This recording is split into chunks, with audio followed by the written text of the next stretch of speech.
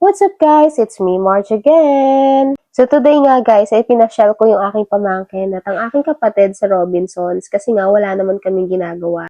Kahit nga wala akong mga anak, ay para na rin talaga ako may mga anak kasi nga kahit saan ako magpunta ay lagi ko talaga silang bitbit. Nag-request nga silang lumabas ng araw na ito, so dahil mabait tayo for today, so pinayagan ko naman sila. Sabi nga nila ay gusto daw nila maglaro sa arcade, so pumunta kami ng third floor and actually ang tagal na nga rin namin na hindi nakalaro doon. Kaya naman, nung pagpunta namin ay super excited na silang maglaro. Naalala ko tuloy nung first time kong pumunta sa arcade when I was 18 years old, pero syempre hindi naman ako makalaro because at that time I don't have money, so hanggang nood na lang ako.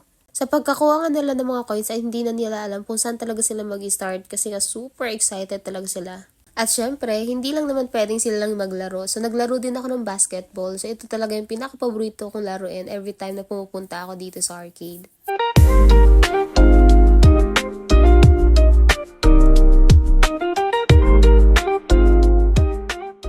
So after nga namin maglaro ay sa wakas nagutom na rin tong dalawa kaya naman nagpunta kami sa Greenwich para doon na lang kumain. So after nga namin kumain ay umuwi na kami agad kasi wala naman ako maisip na bibilin that day. Ng mga gamit kasi nga nakabili na ako nung nakarang araw.